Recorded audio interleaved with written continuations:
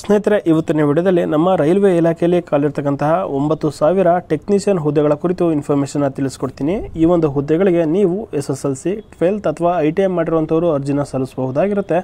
So ಹಾಗಿದ್ರೆ ಈ ಒಂದು ಹುದ್ದೆಗಳ ಕುರಿತು ಅರ್ಹತೆ, ವಯೋಮಿತಿ ಮತ್ತು ಅಪ್ಲಿಕೇಶನ್ ಯಾವಾಗ ಸ್ಟಾರ್ಟ್ ಆಗುತ್ತೆ ಅನ್ನೋದನ್ನು ತಿಳಿಸ್ಕೊಡ್ತೀನಿ. ಅದಕ್ಕೂ ಮುಂಚೆ ನಮ್ಮ ಚಾನಲ್ಗೆ ಇನ್ನೂ ಸಬ್ಸ್ಕ್ರೈಬ್ ಆಗಿಲ್ಲ ಅಂದರೆ ಈಗಲೇ ಸಬ್ಸ್ಕ್ರೈಬ್ ಆಗಿ ಪಕ್ಕದಲ್ಲಿರುವಂತಹ ಬೆಲ್ ಬಟನನ್ನು ಪ್ರೆಸ್ ಮಾಡಿ. ಸ್ನೇಹಿತರೆ, ಈ ಒಂದು ನೋಟಿಫಿಕೇಷನ್ ಅಥವಾ ಶಾರ್ಟ್ ನೋಟಿಸು ನಮ್ಮ government of India ministry of railways ಕಡೆಯಿಂದ ರಿಲೀಸ್ ಆಗಿರ್ತಕ್ಕಂಥದ್ದು. ಸೊ ಏನಂದರೆ ಇಲ್ಲಿ 9,000 ಟೆಕ್ನಿಷಿಯನ್ ಹುದ್ದೆಗಳನ್ನು ನೇಮಕಾತಿ ಮಾಡ್ಕೊಳ್ತಾ ಇದ್ದೀವಿ. ಅಪ್ಲಿಕೇಶನ್ ನೋಟಿಫಿಕೇಷನು ನಿಮಗೆ ಫೆಬ್ರವರಿ 2024 ಅಂದರೆ ಇದು ಫೆಬ್ರವರಿ ಲಾಸ್ಟ್ ವೀಕಲ್ಲಿ 4th ವೀಕಲ್ಲಿ ನಿಮಗೆ ಅಪ್ಲಿಕೇಶನ್ನು ಅದು ನೋಟಿಫಿಕೇಷನ್ ರಿಲೀಸ್ ಆಗುತ್ತೆ. ಅಪ್ಲಿಕೇಶನ್ ಸ್ಟಾರ್ಟ್ ಆಗೋದು ಮಾರ್ಚಿಂದ ಅಪ್ಲಿಕೇಶನ್ ಸ್ಟಾರ್ಟ್ ಆಗುತ್ತೆ. ಮಾರ್ಚ್ 2024 ಅಪ್ಲಿಕೇಶನ್ ಸ್ಟಾರ್ಟ್ ಆದರೆ ಏಪ್ರಿಲ್ ತನಕ ಇರುತ್ತೆ. 1 ಮಂತ್ ಟೈಮ್ ಇರುತ್ತೆ. ಅಷ್ಟರೊಳಗಡೆ ನೀವು ಅರ್ಜಿನ ಸಲ್ಲಿಸಬೇಕಾಗುತ್ತೆ. ಆಮೇಲೆ ಈ ಸಾರಿ ರೈಲ್ವೆ ಟೆಕ್ನಿಷಿಯನ್ಸ್ ಅವ್ರಿಗೆ ಅಪ್ಲಿಕೇಶನ್ ಹಾಕೋಂಥವ್ರಿಗೆ ಒಂದೇ ಒಂದು CBT ಎಕ್ಸಾಮ್ಸ್ ಇರುತ್ತೆ. ಆ ಒಂದು ಎಕ್ಸಾಮ್ನ ಅಕ್ಟೋಬರಿಂದ ಹಿಡಿದು ಡಿಸೆಂಬರ್ ತನಕ ನಡೆಸ್ಕೊಡ್ತಾರೆ. ಸೊ ಅಕ್ಟೋಬರ್, ನವೆಂಬರ್, ಡಿಸೆಂಬರ್ 3 ತಿಂಗಳ ಒಳಗಡೆ ನಿಮಗೆ ಆ ಒಂದು ಎಕ್ಸಾಮಿನೇಷನ್ ಪ್ರೋಸೆಸ್ಸು ಒಂದೇ ಒಂದು CBT ಎಕ್ಸಾಮ್ಸ್ ಇರುತ್ತೆ. ಅದನ್ನು ನಡೆಸಿ ನಿಮಗೆ ಕೊಡ್ತಾರೆ. ಸೊ ಹಾಗೆಯೇ ಶಾರ್ಟ್ ಲಿಸ್ಟ್ ಮಾಡಿಕೊಂಡು ಡಾಕ್ಯುಮೆಂಟ್ ವೆರಿಫಿಕೇಷನ್ ಮಾಡಿ ಜಾಯ್ನಿಂಗು ನಿಮಗೆ ಫೆಬ್ರವರಿ 2025 ನಿಮಗೆ ಜಾಯ್ನಿಂಗ್ನೇ ಕೊಟ್ಬಿಡ್ತೀವಿ ಅಂತ ಇಲ್ಲಿ ಹೇಳಿದ್ದಾರೆ. ಸೊ ವಿತಿನ್ 8 ಮಂತ್ಸಲ್ಲಿ ನಿಮಗೆ 8 ಅಥವಾ 10 ಮಂತ್ಸಲ್ಲಿ ನಿಮಗೆ ಜಾಯ್ನಿಂಗ್ ಲಿಸ್ಟ್ನೇ ನಾವು ಕೊಡ್ತೀವಿ ಅಂತ ಇಲ್ಲಿ ಹೇಳಿದ್ದಾರೆ.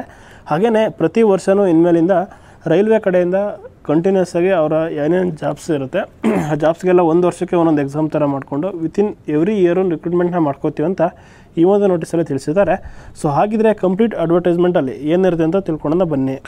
ಸ್ನೇಹಿತರೆ, ಈ ಒಂದು ಅಡ್ವರ್ಟೈಸ್ಮೆಂಟು ಲಾಸ್ಟ್ ಟೈಮ್ದು, ಸೊ ಅಂದರೆ ಕಳೆದ ಬಾರಿದು. ಇದರಲ್ಲಿ ಟೆಕ್ನಿಷಿಯನ್ ಮತ್ತು ALP ಪೋಸ್ಟ್ಗಳು ಎರಡೂ ಕಂಬೈನ್ ಆಗಿತ್ತು. ಸೊ ಈ ಸರಿ ಸಪ್ರೇಟ್ ಮಾಡಿದ್ದಾರೆ.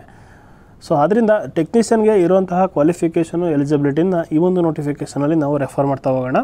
ಸ್ನೇಹಿತರೆ, ಮೊದಲಿಗೆ ಏಜ್ ಲಿಮಿಟ್ ತಿಳ್ಕೊಳ್ಳೋದಾದರೆ ಮಿನಿಮಮ್ಮು 18 ವರ್ಷ ಆಗಿರಬೇಕಾಗತ್ತೆ. ಸೊ ಮ್ಯಾಕ್ಸಿಮಮ್ಮು 28 ವರ್ಷ. ಸೊ ಇದು ಜನರಲ್ ಕ್ಯಾಟಗರಿ ಅವ್ರಿಗೆ. ಸೊ ಈ ಸಾರಿ ರಿವೈಸ್ ಆಗಿರೋದ್ರ ಪ್ರಕಾರ ನಿಮಗೆ 30 ವರ್ಷಕ್ಕೆ ಅಥವಾ 33 ವರ್ಷದ ತನಕ ರಿಲ್ಯಾಕ್ಸೇಷನ್ ಕೊಡೋವಂಥ ಅವಕಾಶಗಳಿದೆ.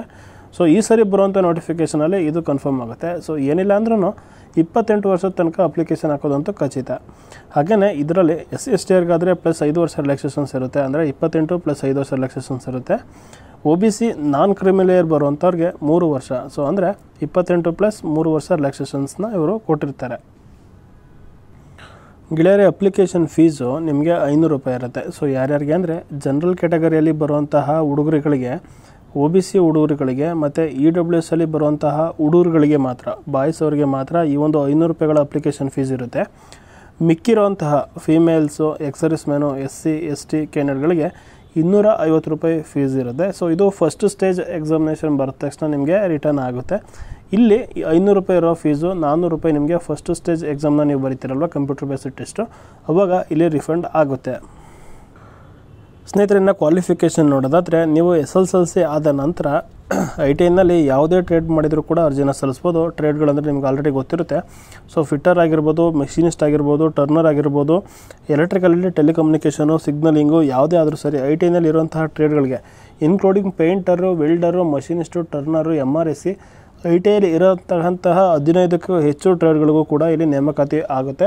ಎಲ್ಲ ಟ್ರೇಡ್ಗಳಿಗೂ ಇಲ್ಲಿ ಕಾಲ್ ಮಾಡ್ತಾರೆ. ಹೆಚ್ಚಾಗಿ ಫಿಟ್ಟರ್ ಅವ್ರಿಗೆ ಜಾಸ್ತಿ ಇರುತ್ತೆ, ಮಷಿನಿಸ್ಟ್ ಅವ್ರಿಗೆ ಜಾಸ್ತಿ ಇರುತ್ತೆ, ಮತ್ತು ಎಲೆಕ್ಟ್ರಿಕಲ್ ಅವ್ರಿಗೆ ಜಾಸ್ತಿ ಇರುತ್ತೆ. ಸೊ ಹಾಗಿದ್ರೆ ಇನ್ನು ಸೆಕೆಂಡ್ PUC ಮಾಡಿರೋಂಥವ್ರಿಗೆ 12th ಸೈನ್ಸ್ ಮಾಡಿರೋಂಥವ್ರು ಕೂಡ ಈ ಒಂದು ಸಿಗ್ನಲಿಂಗ್ ಮತ್ತು ಟೆಲಿಕಮ್ಯುನಿಕೇಷನ್ ಅಂತ ಹುದ್ದೆಗಳು ಖಾಲಿ ಆಗುತ್ತೆ. ನೀವುಗಳು ಕೂಡ ಆ ಒಂದು ಹುದ್ದೆಗಳಿಗೆ ಅರ್ಜಿನ ಸಲ್ಲಿಸ್ಬೋದು.